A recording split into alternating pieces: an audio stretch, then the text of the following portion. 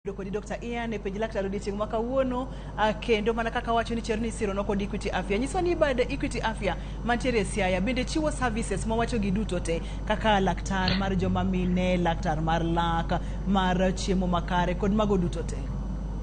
Mana kaka iwache kamano no, kichopo Equity Afya ma Siaya, sani wan gi dakteche mopogore molony e gik moko mopogore kaka iwacho, daktari ma thiedho nyithindo, ma tiyo gi mine, ma thiedho shida mag pien, daktari mar chiemo, daktari mar nyirogno. Sani nya chopo Equity Afya ma Siaya to idhi yudo gi kuno kita. Erokamano Dr. Ian. Equity Afya ma Siaya moro ng'ato nyalo penjore ni entiere gi kar kanye nikech ing'e ni Siaya duong'. Siaya duong' mokalo ng'ato dwa biro onyalo yudo Siaya gi kon mane. Koro ka Siaya wan Siaya town, wan Kenyatta Street, kisea Court Road. Kenyatta Street kisea Court Road. Mana machiegni gi Equity Bank be. Wan mana bate kanyo. Erokamano Dr. Ian. Adwa ni kik waketh kinde kata matin wadhi achiel kachiel e twak wa odiochieng' ma kawuono ma bende waduogo mbaka kotenore kod tuo mar fibroids ma bende joma mine mang'eny wacho ni gintiere ga kod chandruogni. Wasebedo kod lakteche mamoko ma bende osego mbaka kotenore kod tuo ni, mak mana ni yudo ni samoro kane daktari nitiere jomoko nokonene emomiyo adwa ni wagoye mbaka odiochieng' ma kawuono. Uterine fibroids. Magi gin fibroids kidieny mane kata kidieny machal nade? Okay. Koro fibroids en tuo ma joma miyo yudo. En tuo ma ji mang'eny yudo lakini ok gidhiga osuptal nikech samoro gionge ranyisi. Fibroids en tuo ma ae ofuko ma nyathi kata ofuko ma nyondo. Koro gima timre en ni nitie kuot mabet kanyo. Wawacho ga gimoro miluongo ni growth. Koro growth kaka wang'eyo nitie growth moko ma gin cancer to nitie growth moko ma ok gin cancer. Koro fibroids en growth ma seche mang'eny ok obed ga cancer lakini oyudre e miyo mang'eny.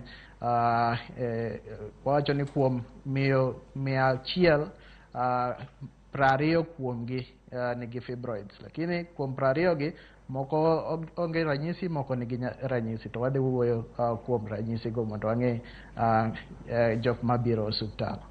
Kuom mine 100, 20 mag mine gintiere kod tuo kata chandruok mar fibroids. Ma kwan man malo mokalo. Ang'o momiyo ng'eny kama kuom joma mine daktari? To mano ka wang'iye kuom miyo ma chakre higni 20 nyaka 45. Lakini kichopo higni 35 nyaka 45 to koro gin mine 60 kuom 100. Kichopo kendo chak higni 40 kendo koro gin mine 80 kuom 100. Koro en gima ji mang'eny ntiere go. En mana ni seche moko gionge ranyisi emomiyo ok gikia ni gintiere kode. Aneno kitang'onwa picha moro ka daktari, aneno picha moro kikelonwa ka ma daher mondo nyiswa ka ma en e kidieny mar fibroids ma wawuoyo odiochieng' ma kawuono koso odwa pogore. Tibiro nyisowa gimomiyo kwani medore kind higni mine 20 nyaka 40 kwanda 20 ewi 100, 35 nyaka 45 mine 60. Chakre 45 nyaka malo mine 80. Ang'o matimore e higni gi? Daktari debed ni magi gin e uterine fibroids ma wawuoyo odiochieng' ma kawuono. Koro picha ma ineno no sani en picha ma ofuko ma nyathi. To be nitie gi tong' gi bathe kanyo. To gik mineno kuot gi e mfuko no mage miluongo ni fibroids. Koro fibroids nitie mopogore lakini mineno kanyo go nitie manigi malo, nitie manigi iye, to nitie bende mantiere gi diere kanyo. Koro mago te gin fibroids, mane gima wawuoyo kuome kawuono. To ka wacho ni ka mine ochopo higni 40 to koro wayudo 80 kuom ji 100 nigi fibroids. Gima timre ni fibroids gi gibiro nikech nitie gik moko miluongo ni estrogen gi progesterone. Koro estrogen gi progesterone gi ema timo ga yudo remo ma dwe ka dwe. Koro seche ma ndalo dhi, seche ma ndalo lokre, gima timre ni estrogen gi progesterone no odhi malo lakini kichopo kama koro remo ma dwe chot to dok piny. Koro miyo mantie higni 50 kamae, pradek nyaka 35 kamano, gin gi estrogen gi progesterone mani malo ahinya. To estrogen gi progesterone ni ema timo koro kuot no bet kata growth no bet e mfuko no. Omiyo koro wacho ni ka in gi higni 20 to kendo chak ji tin gin ji 20, lakini ka koro wachopo higni 35 kama to kendo chako medre nikech koro estrogen gi progesterone ma ng'ato golo koro bet mang'eny. Emomiyo wayudo ka fibroids ni mwalo kuom miyogo. Ileronwa maber mokalo. To kane wachako chenro ni e kidieny mokwongo Dr. Ian ni pimonwa kata ni nitiere moko mabiro kod ranyisi to moko ok bi gi ranyisi. Seche ma obiro gi ranyisi ni ma ang'o motimore, to seche moko bi gi ranyisi ni ma ang'o motimore, koka wabiro donje bang'e ni to gin ranyisi mage maka ng'ama miyo neno to nyalo chich ni nyaka bed ni nitiere kod fibroids. Koro seche ma growth no endelea e mfuko ma nyathino, gima timre nitie lokruok mabet gi iye kanyo. Koro seche ma gidongo kamano ginya bet maduong' ahinya makoro iyudo ka ng'ato koro iye koro nenre gi oko ni okuot. Samoro seche ma gidongo kamano no to koro kama ne gintiere go manigi iye no kama koro gimako kamano no, seche ma miyo yudo rem madwe to koro obet gi rem to kendo chako bet gi ogolo remo mang'eny moingo kaka ogolo ga pile ka dwe ka dwe. Koro gima timre ni jok moko ma onge ranyisi gi, gima timre ni samoro gin gi fibroids ko lakini ok gidongo ahinya, ok gichopo kama koro seche ma remo ma dwe wuok to koro wuok mang'eny kata ok okel rem mang'eny kaka jok moko, to samoro be ok okuot ahinya makoro wanya nene gi oko makoro ichobet ka ng'ama miyo mapek. Koro emomiyo jok moko nigi ranyisi to jok moko onge ranyisi. Luwore ni orom nadi to mako gi kanye, to ang'o matimre gi iye kanyo. Emomiyo wan gi ji ariyo mopogore go, joma nigi ranyisi gi jok maonge ranyisi. Maranyisi bro luwore kod ni gidongo marom nade, gimako kuonde machal nade. Thothne ranyisi mage, thothne fibroids mage ma kodongo kon mane to bro nyiso ranyisi. Nikech wayudo ka od nyodo to duong' modongo kanye ok bi nyiso ranyisi, to modongo kanye mabo nyiso ranyisi, daktari. Koro kama gidonge ranyisi dhibet mopogre gi luwore gi kama odonge. Koro mokuot gi oko kanyogo miluongo ni subserosal fibroids manigi malo kanyogo, ka gidongo ahinya to gimiwinjo en iwinjo pek gi e iyi, nikech iwinjo ka iyi okuot nikech gin gi oko kanyo. To mantie gi iye gi, iye kanyo, lining ma iye kanyo no, kaka wacho ni mfuko ma nyathino opogre didek. Koro ma iye ni ema wuok ga seche ma miyo yudo remo mar dwe. Koro ka en gi iye kanyo, to seche mokuot no to koro mako kama duong' ahinya. To komako kama duong' ahinya kamano, seche miyudo remo mar dwe to koro kama be remo wuoke bet mang'eny. Omiyo koro wayudo ni manigi fibroids ma iye gi, giyudo ka giyudo remo wuok mang'eny, remgi mar dwe. To manigi oko gi to wayudo ka iche makuot mang'eny. Lakini kata ka en gi diere kanyo be pod onya kuot ma miyo koro biro ka iye obet maduong' ahinya. To luwore gi ni en gi kanyo, nikech seche moko ka en gi diere kanyo, kata ka en gi kata ka en gi oko, samoro nya diyo ler mar remo. To kodiyo ler mar remo kamano to remo ok bi maber. Seche ma remo ok bi maber e fibroid no, to gima timre ni koro rem bet mang'eny. Koro luwore gi kama entiere, luwore ni orom nade, luwore ni ang'o momako, nikech onya kata diyo nyombich. Mani gi oko go nya diyo nyombich, to seche ma gidiyo nyombich kamano to koro dhicho maduong' kata oko maduong' bet shida e miyo. Samoro nya diyo kata mfuko malach ma koro ena layo saka sa. Koro luwore gi kama entiere, luwore ni orom nade, luwore ni ang'o mantie bute kama omake no. Ileronwa maber mokalo, kendo apani kata oganda bende koro ng'eyo pogruok mantiere kod ranyisi kod maonge kod ranyisi. To gima duong' mwago de kidieny ni en hormones mantiere e dend ng'ama miyo ema ang' nomi ng'ato bedo gi fibroids kata ok obed godo, kotenore kod kaka hormones gi obedo balanced e dende kod kata kaka gintiere. Daktari, ang'o mantiere ga e kuot gi? Nikech wantiere ga kod kuot mamoko bende kaka cysts, kaka ovarian cyst, wantiere kod kuode mopogore opogore. E pogruok mag moko go kod mar fibroids en gang'o? Koro kuot ma fibroids ni nitie gima iluongo ni smooth muscle. Koro smooth muscle en achiel kuom nyoto ma nitie e dendwa. Koro smooth muscles ki ema kuot. Ka wawacho kaka kuot ma cyst to en kuot ma pi. En kuot ma tong ma kuot alafu bet gi pi. Lakini mae to en muscle ema kuot. Nikech muscle no ema nitie gi kama estrogen gi progesterone gi mako. To seche mo kuot kamano no to yuayo estrogen gi progesterone mang'eny. Ema koro mano be kendo chak medo dongo mar fibroid no. Nikech seche mo oyarre kamano bet maduong' kamano to kuonde ma estrogen gi progesterone mako be koro medre to koro oendelea bet maduong' e miyo manigi fibroids.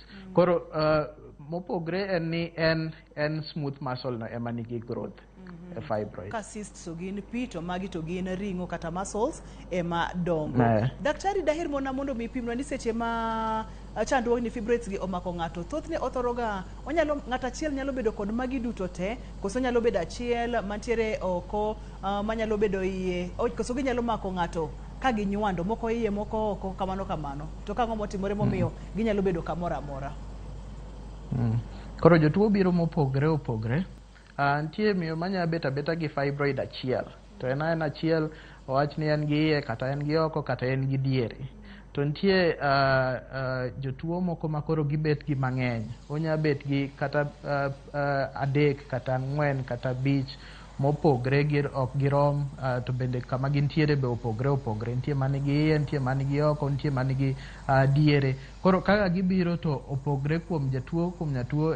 Koro machunowa ni nyaka wang'i seche ma wathiedho jatuo no mondo wang'e ni en achiel, en 2, en 3 to mako gi kanye, nikech mago be dhi miyowa direction kuma wathiedhe go.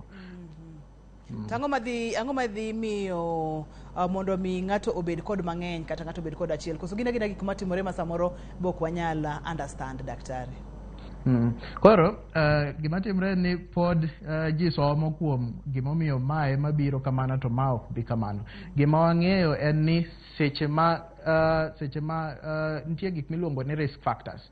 Nitie gik moko ma kamiyo nigo nya medo en yudo fibroids. Gimoro kaka wasewacho ik ng'at manigi higni mapiny samoro ok onya bet gi fibroids mang'eny, lakini kochopo higni 35 ka wachopo 40 to koro risk ma yudo fibroids medre. To wayudo bende ni jok ma e familia gi ng'ato osebet ga gi fibroids kendo koro gin gi risk ma yudo fibroids moingo jok moko mamoko. To nitie jok mobe mine ma ok onyuol for one reason kata moro. Koro wayudo ni mine ma pok oyudo nyithindo giyudo estrogen gi progesterone e ndalo mathoth moingo mine mosebet gi nyithindo. Koro miyo ma pok oyudo nyathi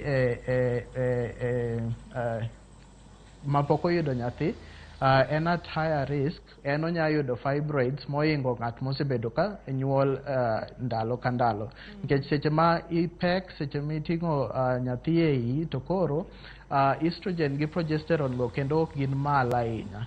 Koro ka ne nitie fibroids kata seche mimako ich no to ok oyud estrogen gi progesterone moro majiwe, moro mamiyo obet maduong'.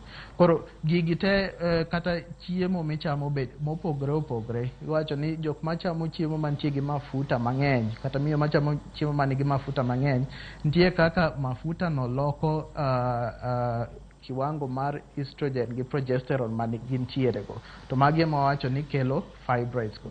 Koro mondo miyo bed gi achiel, miyo bed gi 3, miyo bed gi 4, miyo bed gi mang'eny, opogre jotuo opogre to kaka wacho no risk factors no be nitie kaka gikelo miyo bed gi fibroids. Erokamano nya Dr. Ian, wakawo yweyo to kwaduogo to wabo chako mana ka risk factors kanyo, jogo mantiere kod thuolo mamalo mar gamo fibroids kata fibroids luwore kod kaka ing'ete. En gimoro achiel mwawuoyo odiochieng' ma kawuono, ok kamano koso? En kamano. Erokamano nya wakawo yweyo ka waduogo to wadhi nyime kod chenro ni. Dr. Ian owuok Equity Afya ma bende osironwa chenro ma kawuono ni. Seche wakawo yweyo ni nyalo tudori kodwa yor SMS. Namba mar SMS en 23600. Facebook page en page laktar, bende nyalo yudwa kokalo Facebook page na en nyar Joseph mondo mwago mbaka kotenore kod chandruok mar fibroids. Ok adwa ni dhi mabor kata matin.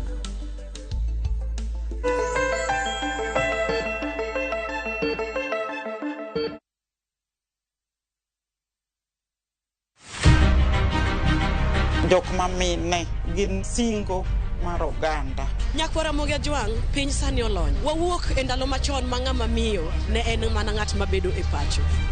Melini, ane man first officer. Tija matiyo en riembo, an driver. In mbakani en mane? An aketo tiles. Kik ng'ato wuondi no kinyal nikech in ng'ama miyo ka Nyasaye omiyi ngima to inyalo.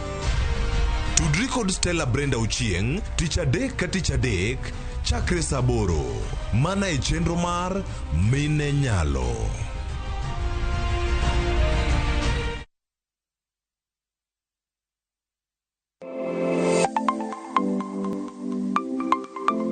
Nyakwara Ramogi Ajwang, ng'ato ka ng'ato inyuolo kod pok mare makende. Hero mara mar okapu nochakre chon. Nafwenyo ni mae gima hero timo, mae gima lwetega nyalo loso. Ramogi TV koro mi pok mopogore opogore manyalo loko ngimani. Nitie gima iluongo ni giving back to the community. Like iga moantie ni asepuonjo ji ariyo nono. Parni chenro mar pok opogore Nyakwara Ramogi Ajwang biro ni chieng' tich ang'wen ka tich ang'wen. Chakre saa 2 nyaka saa 3 mar okinyi. Kod an Sharon Ong'ao. Kik bai.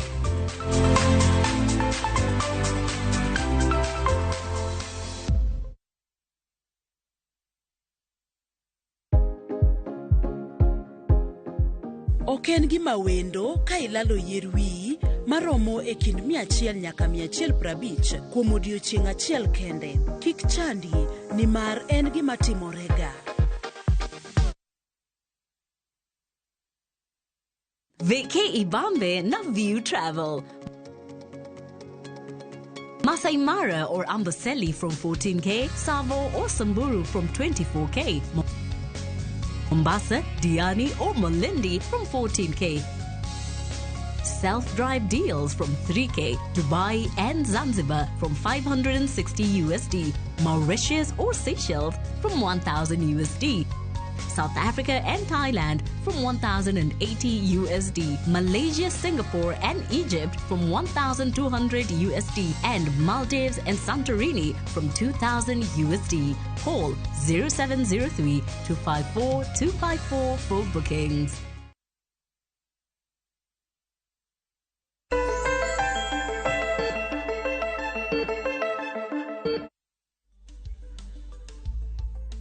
Laktar kokali Ramogi TV ngima en mwandu. Dr. Ian owuok ka Equity Afya bade ma bondo kendo podwa dhi nyime kod twagni. Aneno ka utese chako donjo Facebook page wa en page laktar. Inyalo kelo penjo duto tema intiere godo mondo mi daktari oduoki nikech wayudo ga penjo mang'eny mokalo kotenre kod chandruok mar fibroids. Daktari kanyo ne emane wantiere kendo adwani mondo mi wachak kod risk factors kata jogo mantiere kod thuolo mamalo mar yudo chandruogni mar fibroids. Ang'eni moko ngidhi wacho ni higni kaka ng'ato hike medo sudo e kaka thuolo ni mar bedo kod fibroids medo bedo malo. Wachak gi kanyo.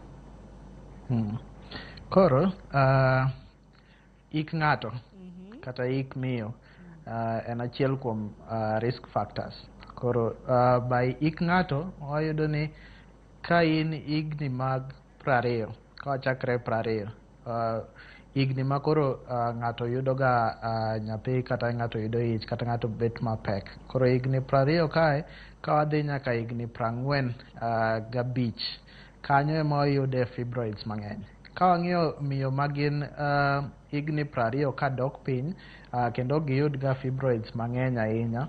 Lakini ka wang'iyo bende miyo ma ochopo igni 45 ka wadhi e 50 kendo gino giyud fibroids mang'eny ahinya nikech kaka ne wawacho estrogen gi progesterone. Kichopo igni 45 ka wachopo igni 50 gima timre ni koro estrogen gi progesterone dok piny gima waluongo ni menopause. Seche modok piny kamano kendo koro dongo ma fibroids gi kendo choro dok piny. Lakini jok manigi igni ma piny 20 ka dok piny kendo gino giyud nikech seche go ema koro estrogen gi progesterone chako bet mang'eny ka ing'iyo 20 ka dok piny. Lakini miyo manochako yudo remo ma dwe ka wacho ni ka giyudo remo ma dwe igni 10 ka dok piny kendo gin koro gin ga ginya yudo fibroids mayot moingo jok ma ochako yudo remo mar dwe igni 10 kadhi malo. Koro mano ik ng'ato en a very important risk factor, en risk factor maduong'. Risk factor mar ariyo en kaka wawacho en nyuol. Koro wayudo ni miyo ma pok oyudo ga nyithindo, wawacho ni nyithindo ma 5 kadok piny gin ginya yudo fibroids mang'eny moingo jok ma osebet ka nigi nyithindo kata gi nyuol, nikech seche ma in gi ich no gima timre ni estrogen gi progesterone dok piny, to seche ma gidok piny kamano to koro fibroids gi ok ywa estrogen gi progesterone kaka miyo ma onge ich. Koro mano mar ariyo. Mar adek, wayudo ni mine ma e familia gisebet ka miyo moro mantie dalau nosebet gi fibroids, mano be nyiso ni inya bet gi fibroids mayot moingo jok ma e familia onge ng'at mosebet ka gi fibroids. Wayudo ni mine be mantie gi kilo ma odhi malo matin, wawacho ni BMI mochopo obese, mano kilo gi nigi malo matin.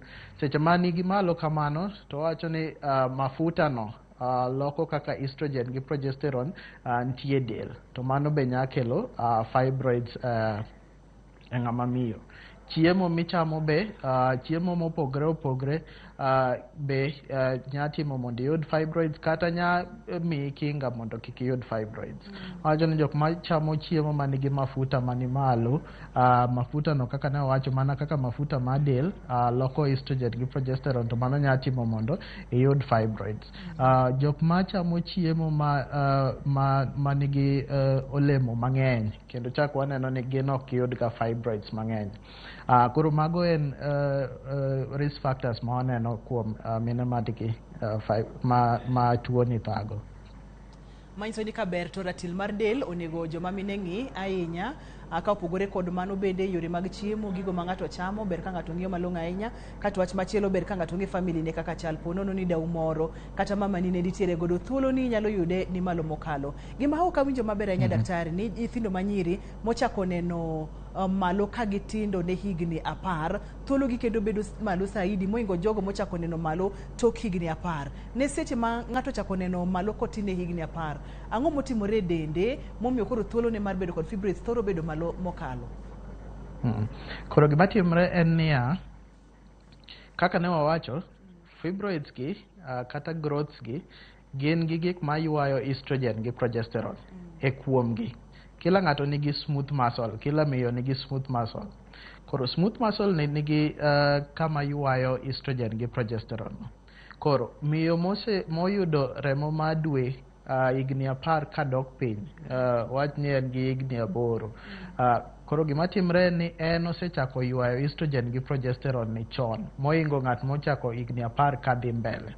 Koro seche ma odongo kamano to smooth muscle ni gima timo en oywayo estrogen gi progesterone ni, to seche ma oywaye kamano to ekaka olokre obet fibroids ma wawuoyo kuome kawuono. Koro mine ma osebet ka giyudo estrogen gi progesterone ndalo mang'eny, emomiyo kata mine ma pok oyudo nyithindo, nikech gisebet ka giyudo estrogen gi progesterone no ndalo mang'eny, emomiyo gin giyudo fibroids mayot moingo jok mosebet ka nitie kinde moko ma estrogen gi progesterone odok piny, wawach ni opek, wawach ni ochako yudo remo ma dweno igni 10 kadhi gi malo. Emomiyo jok ma wacho ni jok ma nigi igni 10 kadok piny gin ginya yudo fibroids mayot moingo jok ma nochako yudo remo ma dwe bang' kanyo. Odonjo maler mokalo, po nono nitiere kod nyathi ochopo igni 8 igni 9, tineno kosechako neno malo tiende ni thuolo ne mar gamo fibroids ni malo mokalo. Daher mondo mi aparni ni penj laktar ikelonwa kod Equity Afya. Equity Afya chiwo ni thieth mar rang'iny mare ni malo kendo beche ogonyore ne familia mari duto te.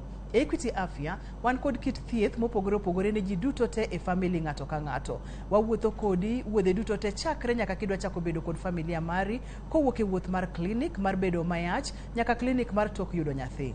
Wakonyo e tai e ng'eyo chal mar nyathi kod min mare kowuok chako lak nyaka timone chenjo.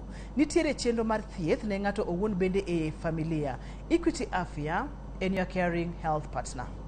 Dr. Ian, adwa ni mondo mi wang'e ni ranyisi maka ng'ama miyo neno to nyalo wacho ni nyaka beni nitiere kod fibroids. Samoro bende kata gigo matimore e dende nikech ni wacho ni moko bende ok nyis ranyisi kata matin. Obro ng'e nade kata en ang'o mathoth ni katimore mang'eny to mine bro ng'eyo ni chandruogni ni ka kata wach mar fibroids ni odonjo kuom ng'ama miyo. Koro ranyisi mokwongo en ga remo madwe mabet kuom ndalo mang'eny. Ng'ama miyo seche ma yudo remo madwe to en ga ndalo 3 nyaka ndalo 9 mane kuma oyude remo madwe. Lakini koro ka remo madwe ni koro dhi ndalo 10, ndalo 11, samoro wige 2, samoro wige 3, osebet obiro mapek, samoro biro mopoto, to biro samoro be ok yude dichiel e dwe. Inya yudo remo madwe no kata didek e dwe. Moro kawo ndalo 7, moro kawo ndalo 14, moro kawo ndalo 2. Mano onego bed ni ichako wuoth madhi e osuptal nikech remo mabiro mang'eny no nya bet ni en fibroids. Nitie gik moko kendo makelo remo mabiro mang'eny no, lakini wacho ni kuom ng'ato maneno ka remo ne madwe kawo ndalo mang'eny onego chak wuoth madhi e osuptal nikech mano nya bet achiel kuom ranyisi ma in gi fibroids. To seche ma remo madwe ni be ilalo mang'eny, ndalo mang'eny dhi ka remo wuok, gima timre ni kiwango mar remo be dendi dok piny. To mae makelo ol ahinya, mae makelo samoro iwinjo ka dundo go matek ahinya, samoro iwinjo ka wich bar be medre nikech rembi odok piny ahinya nikech dwe ka dwe igolo remo mang'eny ahinya ma dendi onego bed ni tiyogo. Koro mokwongo no, mar ariyo en rem. Koro seche ma iyudo remo madwe ni, samoro be koro rem ma iyudo ga seche ma remo madwe no biro bet mang'eny. Nitie mine ma yudo ga rem madwe no, lakini koro mae iwinjo ka rem ni omedre, ok en kuma entiere ga. Gima timre ni seche ma fibroid no bet maduong' kamano, samoro dio ler moko makelo oxygen, makelo nutrients kama fibroid no ntiere. To seche modio kamano no, to koro gigi onge kaka gichopo to onge kaka giwuok. To mae makelo rem ma mine biro go e osuptal no. Koro mae en rem moro ma ok en rem miyudo ga e dweche, en rem mopogre, winjo ko obete mang'eny. Mano be en ranyisi mo onego ichak ichop osuptal nikech mano nya bet ni en fibroid no. Mar adek en ni seche ma koro fibroid go bet madongo ahinya nikech ginya bet madongo ma koro inya paro kata ni samoro ipek nikech obet maduong' ahinya. Koro ineno ka iyi bet abeta maduong', osiko mana ko obet maduong'. To samoro be kimulo to be iwinjo adiera ni nitie gimoro kuot gi iye kanyo. Inya winjo gimoro ma opogore gi kaka iwinjo ga kaka iyi bet. Koro mano be en ranyisi monego bed ni chopo osuptal mondo ang'e ni gimokuot ni en nyondo do ma fibroid obete kose en gimoro kendo mopogre. Mar ang'wen en ni kaka nawacho ni seche ma fibroid no bet maduong', samoro odiyo nyombich, samoro odiyo mfuko malach, samoro onya diyo kata mfuko malach makoro lach dok gi chien machopo nyaka e nyirogno. Koro gima timre ni seche ma mago timre yudo ka miyo no bet dicho maduong' bet shida nikech okwamo, onge kaka onya kado kama fibroid no okuot. Kata seche ma odiyo mfuko malach no to koro layo bet mang'eny. To mano be nya bet ranyisi ma en sama onego ichop osuptal. Koro seche ma miyo oneno ranyisi gi, inya bet gachiel, inya bet gi gite, inya bet gariyo. Ji opogore, jotuo opogore, to kata kaka fibroids go ntiere be opogore. Lakini seche mineno ka remo madwe no bet mang'eny, seche mineno ka iyi kuot ahinya, seche mineno ka rem moro miyudo ndalo ma iyudo remo madwe no bet mang'eny ahinya, kata dicho bet matek, ilayo mang'eny to onego ichop e osuptal. Ileronwa maber mokalo mawinj ranyisi maka ng'ama miyo neno to onego bed ni oling godo kata matin onego bed ni ochopo e osiptal. Kuom ranyisi onyalo biro Equity Afya mondo mi uyud kaka unyalo konye mapiyo. Adwa ni wakaw yueyo ka wakawo yueyo to adhi mi thuolo makende mondo mi yor penjo duto te ma inyalo bedo godo, kae to bang'e no bedi ba ibo yudo thuolo mondo mi iwuo gi laktar. Kata kamano kapok wakawo yueyo, waneno Jacob Owino kokalo Facebook page, Julie Alindi, Christine Onyango, magi gin ote ma wabro somo tok wasekawo yueyo. Kidieny mogik nien mari, omiyo kik idhi mabor kata matin, kik isudi.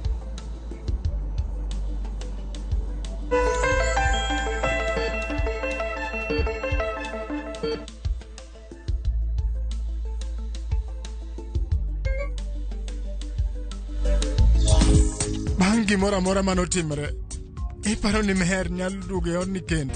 Kik ilos kamano. Gik moko te ni kare.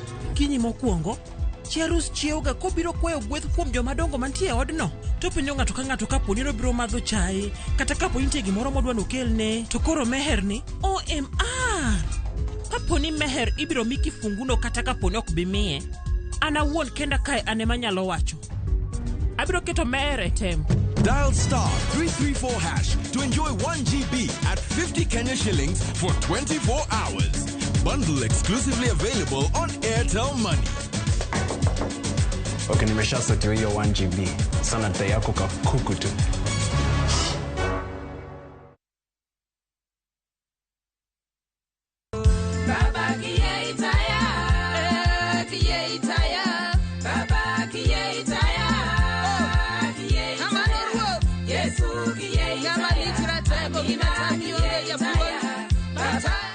Nyinga en Christine Otingi, ane mawero wer mar Baba Kiyie Itaya. Mondo ibed gi skiza tune marani, dimana star, 8, 6, 0, star, 4, 1, 9, hash. Ramogi TV, en e od jower duto te.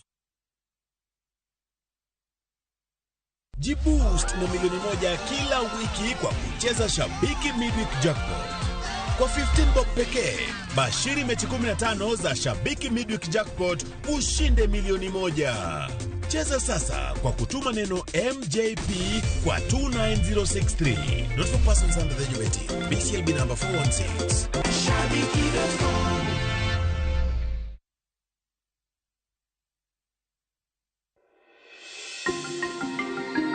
Nene irango gik madwarore mondo ibed kod thuolo mar yudo ot. Chakungo ne deposit mana tamala par madwarore mondo ibed gi thuolo mar bedo gi ot ma oluongo nyingi. Ndikri ka idiyo *832# kata gwel mbui mar www.bomayangu.go.ke.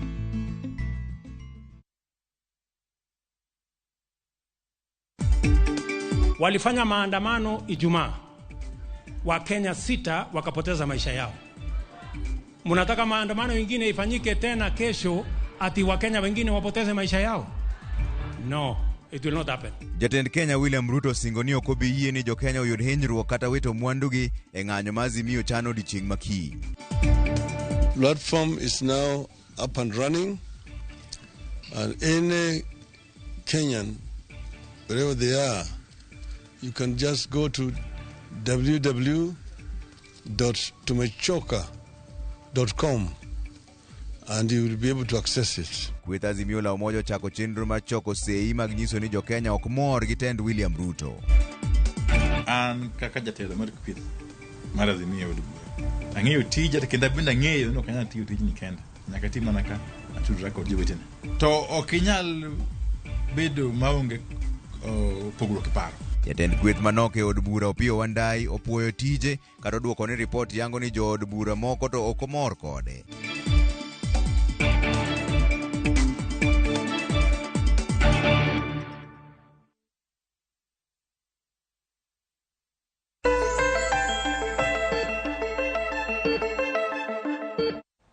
Machiegni kendo penj laktar kokalo Ramogi TV ngima en mwandu. Wantiere kod Dr. Ian entiere studio wa Makisumo kendo kidieny ni en ga mari jahera mar chenro ni maigo mbaka kendo penjo laktar penjo duto te ma inyalo bedo godo. Kata kamano kapok achopo kanyo Dr. Ian daher mondo minyisa ni thothne utimo pim nade mondo mikoro uyang ni ma ato en fibroids nikech mana kaka ne wasewacho chien kacha nitiere gik mang'eny manyalo timore e dend ng'ama miyo. Samoro gin cysts, samoro gin tuoche mang'eny kaka endometriosis mamiyo remo wuok mang'eny kod gik makamago. Utimo ga pim machal nade mondo mi ihakikisha iwach ni maa to en fibroids? Okay. Koro seche ma jatuo biro to wasewuoyo oselerona kata oseleronwa gima owinje e dende, gima osebet katimore kuome. To gima wadhi timo mokwongo, kwanza kuom miyo mosebedo ka remo wuok mang'eny ahinya, gima wabro chakogo en pimo remo mondo wang'e ni rembe ochopo gi kanye, nikech samoro wanya bet ni wawuoyo to remo ni osechopo kuma koro ketho gik moko e dende. Koro wadhi chako gi pimo remo, wane ni remo ne ochopo kanye. Mano mokwongo. Mar ariyo, wadhi go picha miluongo ni ultrasound. Koro ultrasound en picha makonyowa mondo wanegi iye koni, wang'iyo mfuko ma nyathi, wane kaka chal. To ultrasound ni konyowa mondo wane kuma ka nitie kuot kanyo, to kama kuot ni nitiere, kama growth ni nitiere, en kar tong' koni, en kar gikuni ei jatuono. Koro ultrasound konyowa mondo wang'e kuma fibroid no nitiere, wane ni gin adi, wane ni girom nadi, to mano bende konyowa mondo wane ni kaka wathiedho jatuoni. Mar adek, wanya timo gimoro miluongo ni MRI. Koro MRI be en picha, to ma picha ma wagoyo be, to MRI betne en ni ong'iso fibroids go maber moingo ultrasound. Lakini gite ariyo pod wanya tiyogo mondo wang'e ni en fibroids, en gi kanye, to rom nade, tang'o kendo mantiere gi iye kae manya bet ni okelo kuot, nikech samoro be onya bet ni ok en fibroid. Koro test ariyo go ema watimo ultrasound, to kendo chak wapimo kiwango mar remo mondo wang'e ni rem ng'ani ochopo gi kanye. Erokamano nya daktari, apani antiere kod Simba Kinyi, yiena mondo mi akaw simu mondo mi wawinja ni to chandruok chal nade kata penjo chal nade. Okinyo, machiegni penj laktar? Oyimore ahinya. Machiegni? Iluonga na Kinyi. Machiegni. So, an giga 26. So, penjo muneno penjo no. Nani ayach. Wawinji? So, giga neno gik ma daktari wacho ni giwuok matindo machalo pi. Koro neno kar nyodo kanyo. Koro sani giwuok auka kanyo, girudha kanyo kite to giwuok pi. To ka iwegi, to gila sana, koro girama, ok gidwar ni koro arwak nanga ma iye. Erokamano Nyakinyi. In dweche adi sani? An gi dweche 9. In gi dweche 9, manyiso ni chiegni sa asaya? Mani koro en sa asaya. Erokamano nya daktari. Iwinjo penjo mar Akinyi, chandruok ma nitiere godo, tang'o minyalo wachone? Nanwoya Ruth, ok awinje maber ahinya. Akinyi pek en gi ich dweche 9 kendo nyalo konyore sa asaya, mak mana ni oneno gik moko ka wuok kuome kaka ng'ama miyo, to ile ma ok onyal rwako law matin. Chandruok nyalo bedo nang'o, to gi kama entiere kako pek ni ang'o monego bed notimo mondo mi okonyre to kony nyathine bende. Dr. Ian. Koro mokwongo, onego chop Equity Afya machiegni kode, nikech kamano to neno ka nitie chilo moko mawuok kipiny koni, to nitie gik moro maendelea. Manya ng'ise ni ochop Equity Afya machiegni kode mondo opim, mondo daktari onene, pim gi piny kono, opim lach mondo wang'e ni ang'o makelo mae, nikech mano to opogore kendo chak gi tuo ma wawuoyo kuome kawuono. Opogore kacho joma mine mapek bende nyalo bedo gi fibroids daktari? Ma ipek nitiere gi fibroids at the same time? Joma pek pod nya bet gi fibroid. Ginya bet ni ne gin gi fibroid gi ka pok giyudo ich, nya bet ni obet gi fibroid ni koseyudo ich. Gima timre en ni seche ma ng'ato nigi fibroid, seche ma opek be, gima timre ni luwore ni fibroid ne nigi kanye, nikech samoro onya bet ni en gi iye kacha, kaka ne wacho ni mfuko no opogre didek. Koro ka en gi iye kacha, to gima timre ni kama nyathi onego bede, fibroid no bero go dongo kanyo to seche modongo kanyo no to be odiyo kama nyathini nitiere to ma nya timo mondo muoch chako chon kapok dweche 9 ochopo to nya timo miyo yudo nyathi kapok dweche 9 ochopo. Gima timre ni be onya wito nyathino. Koro kiin gi ich kati pek seche mitimo ga ultrasound seche midhi e clinic to seche ma ging'iyo mfuko no be ginyang'iyo ka nitie fibroid. Ka nitie fibroid to kaka idhi nyuol opogore gi ng'at ma onge fibroid. Samoro fibroid no nya bet e dhot mar nyodo kano gimiluongo ni cervix. To ka en gi kanyo to nya timo seche ma koro idhiro nyathi ma nyathi onego wuog oko to koro bet matek, mano chuno ni nyaka koro teri e pala mondo wayang'i mondo wagol nyathi. Koro mago pod wanya yudo seche midhi e clinic to wanya pango kaka wadhi nyathino idhi nyuol nade. Wamake baka kanyo daktari akawi simb Dan no kadwa ni mondo mi awit Dan mondo mi awinjare penjo ma Dan nyalo bedo godo e twak kwa makawuono kata kamano ilero maber mokalo. Dan, halo, penj laktar. Erokamano mae dana famo. Machiegni. Ko kale mutiana. Hello. Wawinji Dan, dhi nyime penj laktar. Mae dana famo tuko kanego. Jaodo osebedo gi shida mar winjo ka daktari wacho. Jaodo osebedo gi shida mar winjo ka daktari wacho go. Wawinji dhi nyime. Ma a suspect no nyalo bedo tuo no.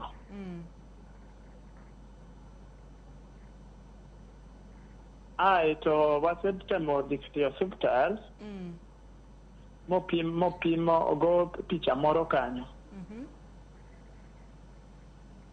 To picha mane nogoni wachore ni bate konchiel mar oviduct mare odinore. Koro adwaro namba ma daktari no kanyalo tudra kode directly. Erokamano ahinya. Koka gimotimore maber ni owuok Siaya County.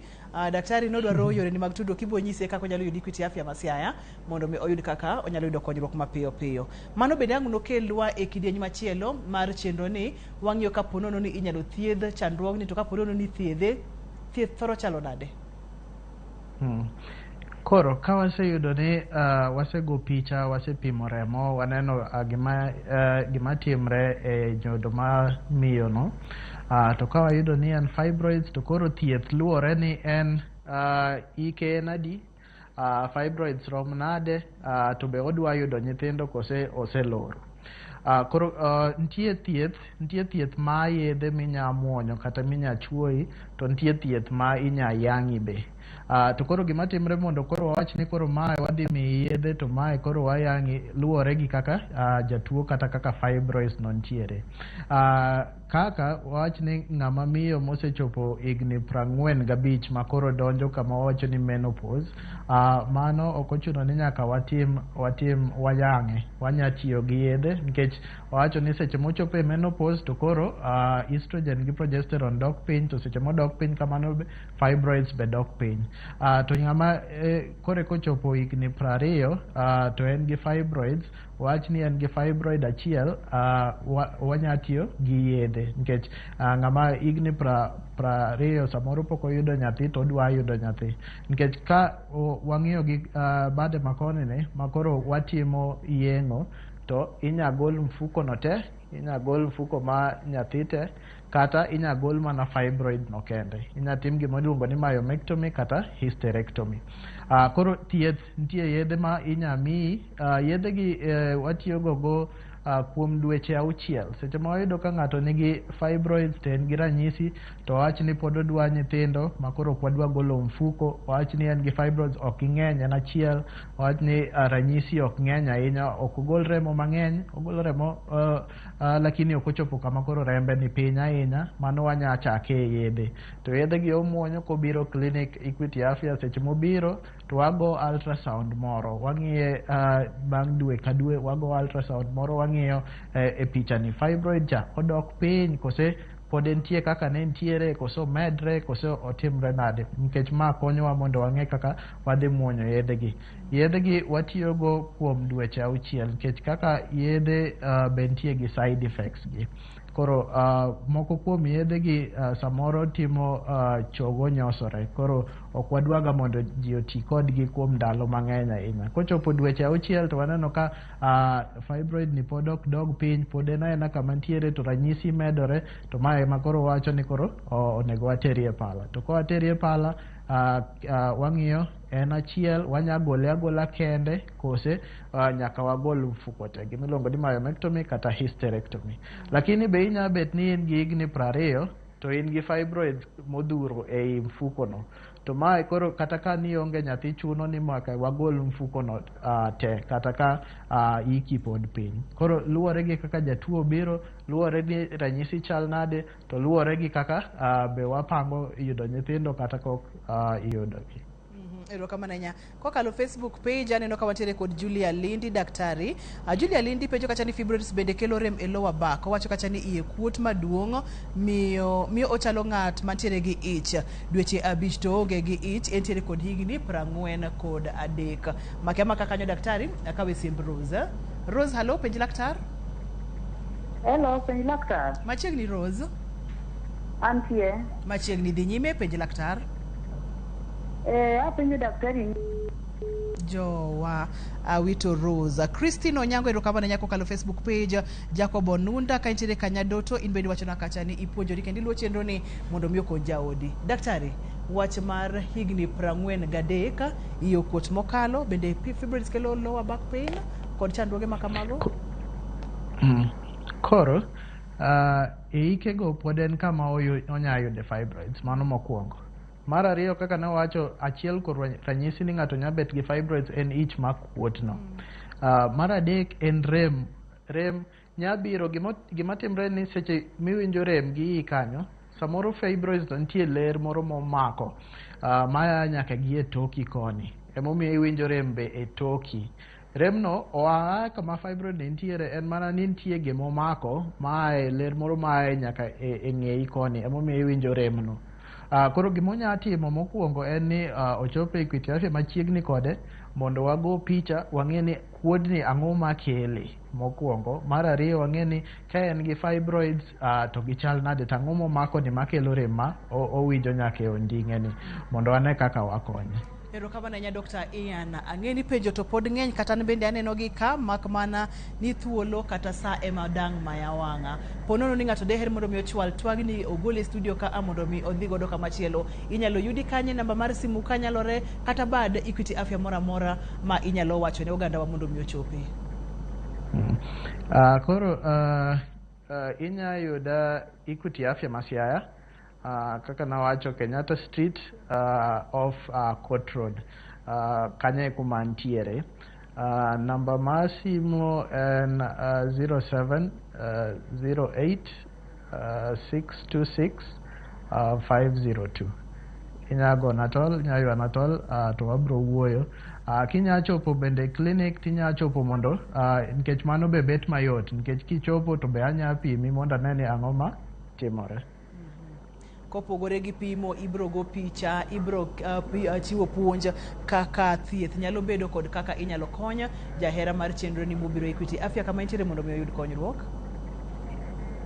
kamano erokamano ya daktari adwoko erokamano kuom chopo e penj laktar odiochieng' ma kawuono asante sana erokamano Ruth mana kaka iwinjo no en penj laktar ka wayawoga itwa kendo wagolo dok mang'eny wang'iyo chandruoge mwanyalo bedo godo kod kaka wanyalo geng'ogi kata kaka inyalo thiedhgi ponono ni gisedongo mondo mi wabed kod ngima maber nikech ngima en mwandu iwinjo ni kwada tamalo mine 20 ewi 100 mano mine mantiere kind higni 20 nyaka 30 nitiere kod chandruogni mine 80 ewi mine 100 e kind higni 35 nyaka 45 kae to mine madhi mana 90 e kind 55 kadhi malo nitiere kod chandruogni manyiso ni en chandruok mantiere chop e bad Equity Afya mora mantiere machiegni kodi mondo mi yud kaka inyalo konyori mata e chenro ni en Andruth Otieno nyaka kendo odiochieng' machielo kaduoko ni erokamano makende kuom bedo kodwa ne jogo picha mawa erokamano makende ne director na Philip Ochieng erokamano kaachiel kod producer na Pape Choko nyaka kendo odiochieng' machielo ngima en mwandu oriti masani